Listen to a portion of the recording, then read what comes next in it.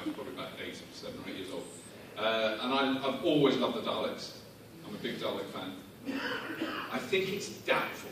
I think there's a sort of stylistic clash that could be like crossing the beams in Ghostbusters.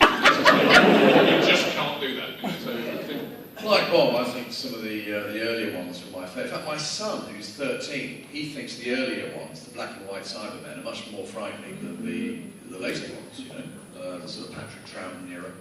And I watched, you know, some of the early ones recently with him, and I thought the same. I thought that sort of slightly grainy thing is more sinister, you know.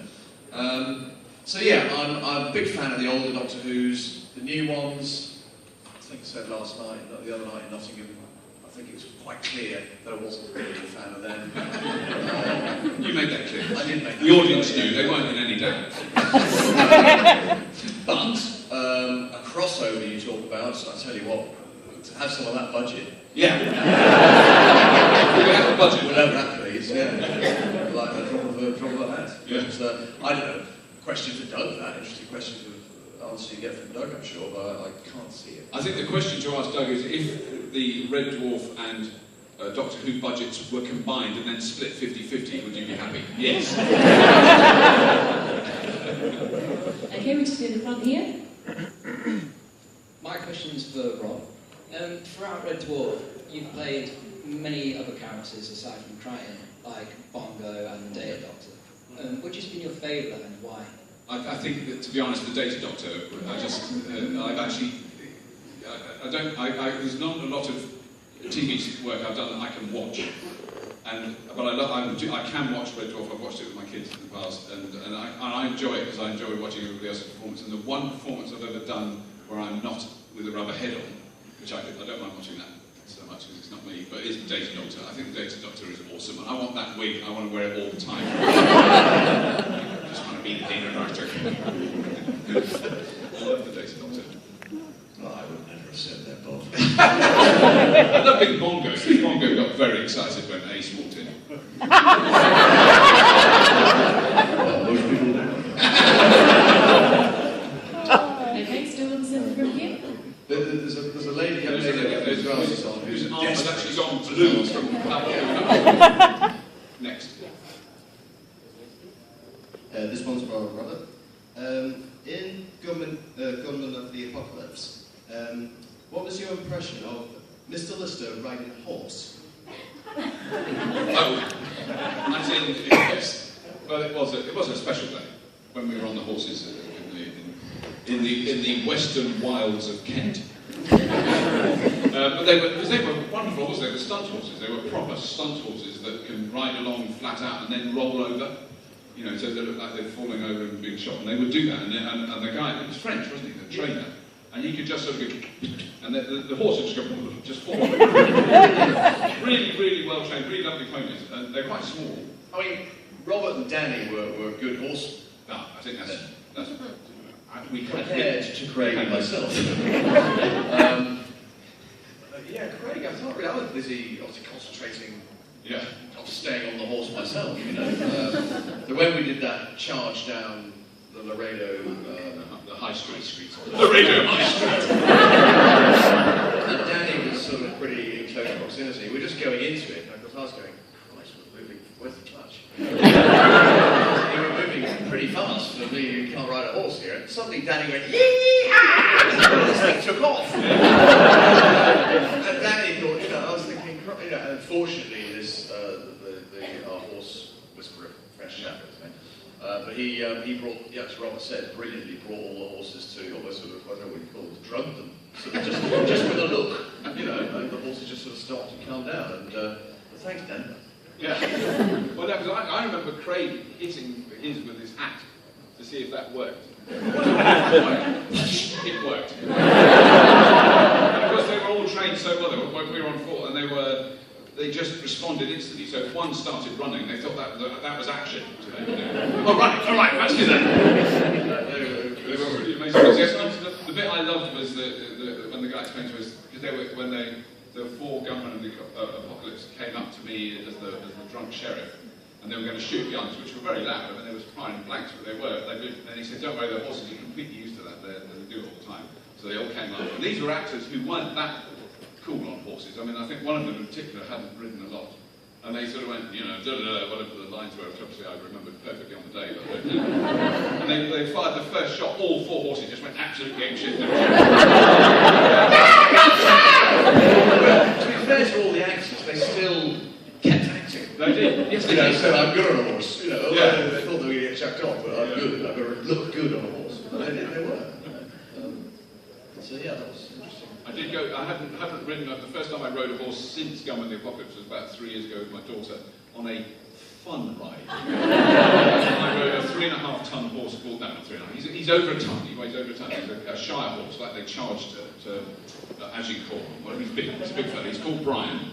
And if you go on facial horses for intelligence, Brian's in the lower, and his tongue hangs out. And we were doing, it was lovely, beautiful sunny day, and we were riding with lots of kids on ponies, and a very posh lady we know on her horse, and she said, now you just walk along with the children, I'm going off for a jump. And she stormed off on her big hunter, and I went, oh, that's good, thank goodness we don't have to do that. But Brian saw it and went, oh, running.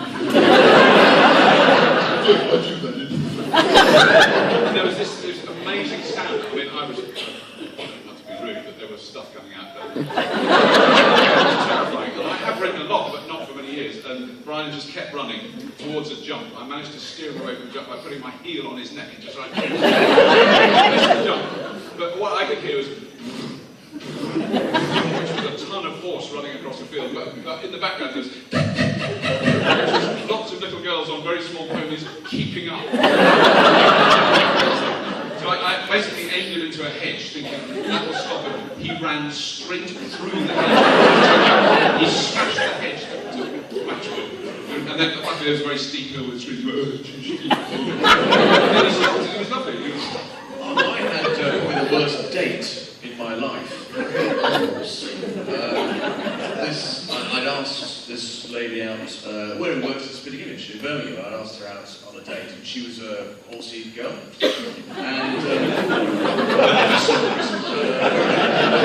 And anyway, she sort of said, I said, and she went, she says, oh, that's a bit boring, Chris. Why don't we go out horse riding? I go, well, I've never ridden a horse, but I'm willing to go out, willing to do anything you want to do on this date. So she was late booking the horses. She had 2 last horses in the stable.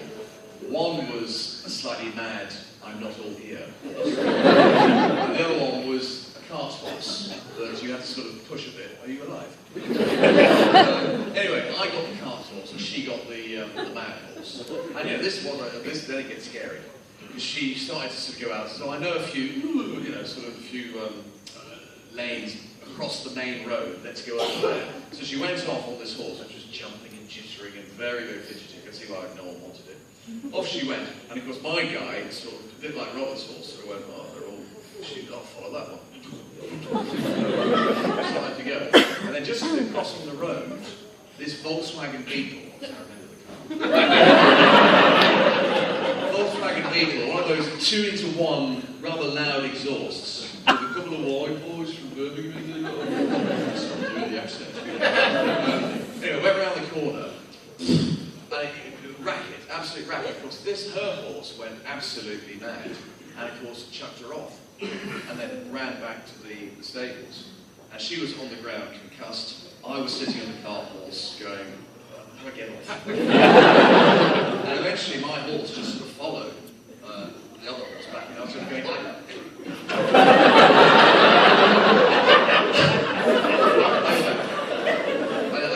The people in the stables said, do you want to get into the horse, mate? Where's the lion? No. What's your crying? I said, no, but they could find out. So I went back, and this elderly couple had stopped, their Fiat nothing, and was sort of helping her. And she kind of was just looking daggers back at me, I didn't want to stop, but how are you, sort of thing. And the bloke just says, Chris, oh, is this Chris? Is you?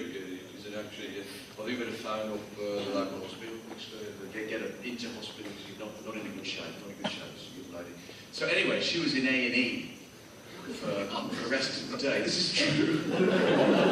And then the next time I saw her, was in hospital, and she just was not in good shape at all. Then I saw her parents who'd come to the hospital, and they were looking at me. So, Chris, where's my daughter?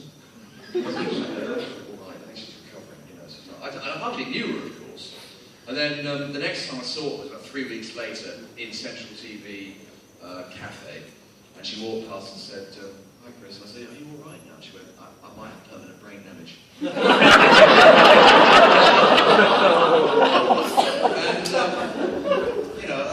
that's why in Laredo I was a little bit tense. So, needless to say, I'm afraid the date, that was the only date. What I like, though, in this story, which was fabulous, I've never heard that before, was the makes of the vehicles.